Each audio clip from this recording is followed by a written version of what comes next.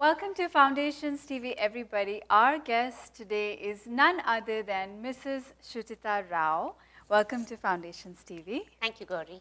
It's a pleasure to have you here. Thank you. She, of course, needs no introduction, but I'm still going to ask her to give us a little background of herself. From what I hear, she has some pretty good accomplishments on various aspects. So let's talk about those. Well, I was born in Hyderabad, India. My parents were from the north. They took up jobs in Hyderabad. Mother was an educator, a teacher who later went on to become the principal of an all-girls school, all-girls college, actually, a degree college, Bansilal Degree College in Hyderabad. My father was into archaeology and history, and he was the curator of Salarjung Museum in Hyderabad. So worked very closely with art, and both of them had the good fortune of learning from very good music teachers. So at home, when they came back from work, we all sang together. There was a wonderful atmosphere of music at home.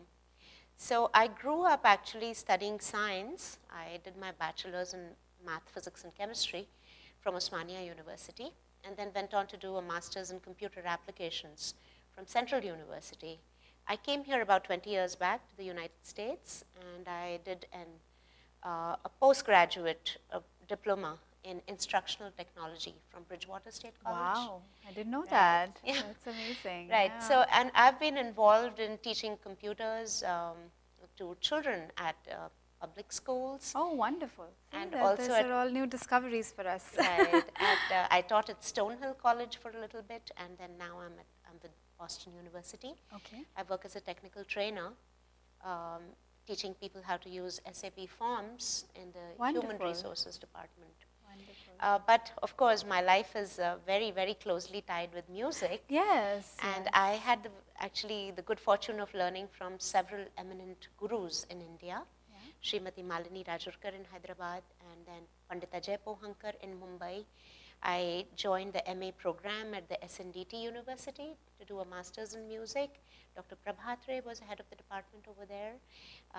And then also in the United States, I've kept up with music lessons by training under Pandit Vinayak Torvi, and also with Pandit Ramakant Gundecha. I learned Drupad from him, and Pandit Ujjal Banerjee, from whom I learned Khayal. Wonderful, wonderful. So you did have education in both music as well as the technical fields? Parallelly. Oh, wonderful, Yes. wonderful. So at all times, in fact, I continue to learn even today.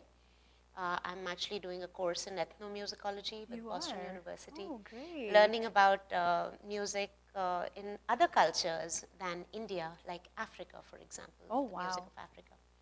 So also studying popular music, classical music, the difference between musicology and ethnomusicology, and stuff like that. So you're a perfect example of learning never ends, right? You True. keep learning. Absolutely, learning Yeah. never ends.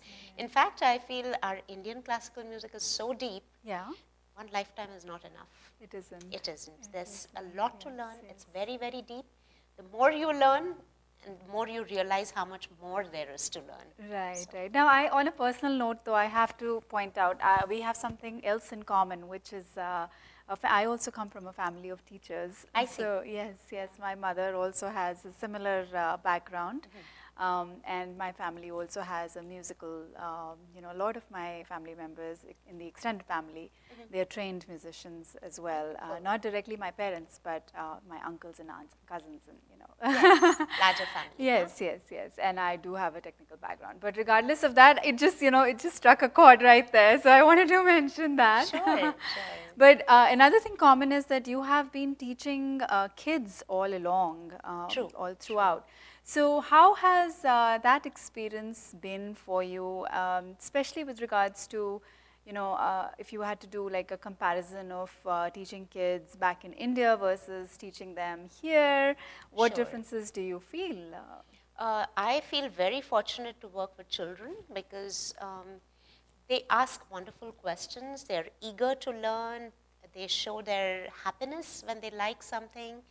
That purity, that honesty, that really warms me a lot. Really? Because with adults, you learn to conceal some emotions and feelings and not be that expressive. But with Right. children, They just come So up to you. transparent. Exactly. Everything just comes right out. And Exactly. So beauty to it. Absolutely, absolutely. So I enjoy working with children, and yes, I've worked with children, teaching them both computers as well as music. And what I find different is that here, the learning is active learning. Yeah. So it's very interactive. They open up, they ask a lot of questions. They want more material to study at a deeper level.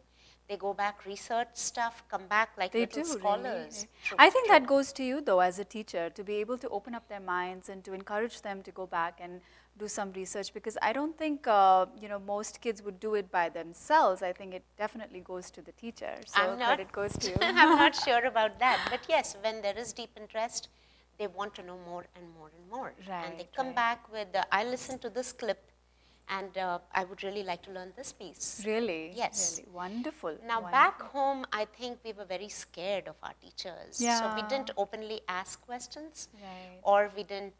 just kind of take what's given to you, exactly. and it's in the box, stay in the box, stay in the domain of your rules or whatever the boundaries have been defined for you. True. Very respectful, yes. always willing to take. In a way, yeah.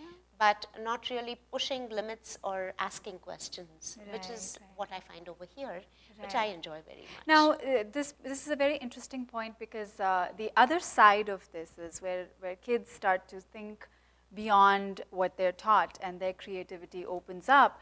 There will be questions like, what is the use of what we're doing and how does it relate to our lives in general? So Hindustani classical music as such, I'm sure you've encountered that question before. So what do you think is the role that Hindustani classical music is playing in the lives of the kids who are growing up here, and how does that help them in everything that they do? Great question, Gauri. Human beings, they relate to music at a very deep level. Basically, music is about expressing feelings, whether it is through the voice or through instruments. Indian classical music is able to bring out emotion, whether it's sad emotion or happy emotion or shringar, all those 9 rasas that we talk about, they come out through our music. When children take to music, I think their attention span really increases. Mm-hmm. They learn to create and improvise, and they look at a structure, like we have certain implicit rules in raga music. Like you have 5 notes going up and you have 7 notes coming down, and within that space, they have to come up and create stuff.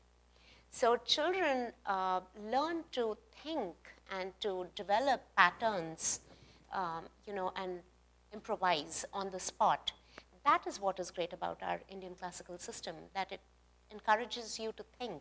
That's lovely. And that's how it opens up, your creativity. Right. And when you create, you definitely feel joy inside. Right. Whether it's a painting, or whether you're cooking a new dish, or you are coming up with a way of, let's say there's some song and you want to dance to it.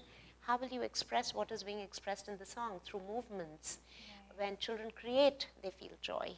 Wonderful, wonderful. And that will, you probably witnessed that being extrapolated all over in different things that they do in life, not just music. Have you? Absolutely, absolutely. So once it opens up that latent energy to think, whatever field they are interested in. My son is a travel geek. He loves to travel. And he constantly is finding new destinations, new ways to get to those places. How do you use the airline system to, reserve things, to get the best deals, to explore new places? So it's basically the mind has opened up to, new things. Right.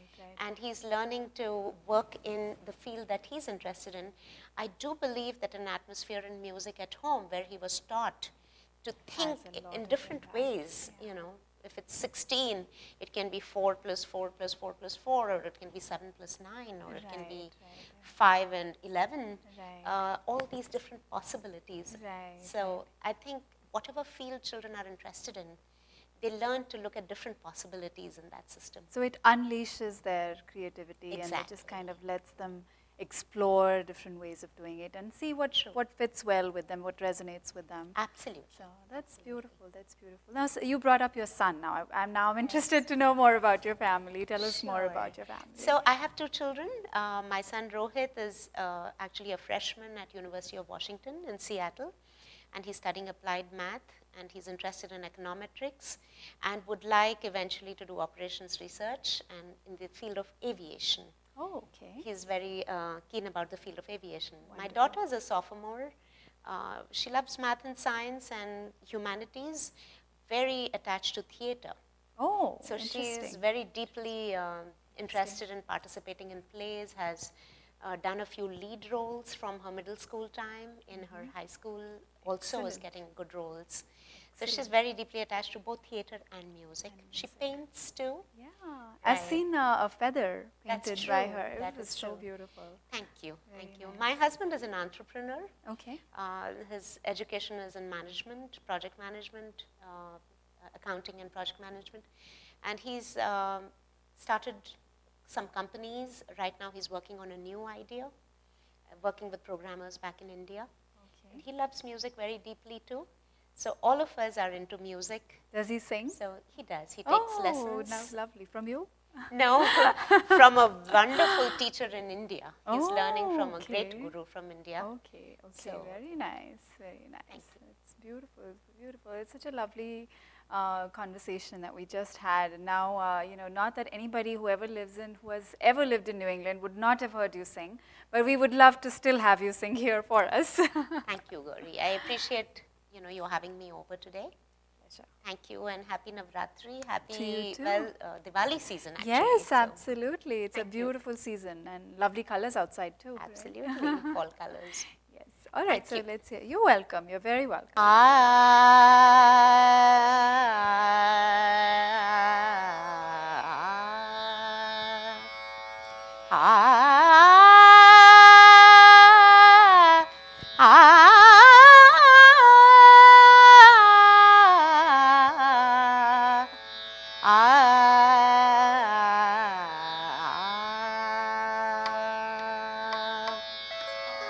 Sharada Mahe Saraswati, Sharada Mahe Saraswati, Vidyadani Bhavabhayaharini, Vidyadani Bhavabhayaharini, Sharada Mahe Saraswati, Sharada Mahe, Sharada Mahe, Sharada Mahe Saraswati.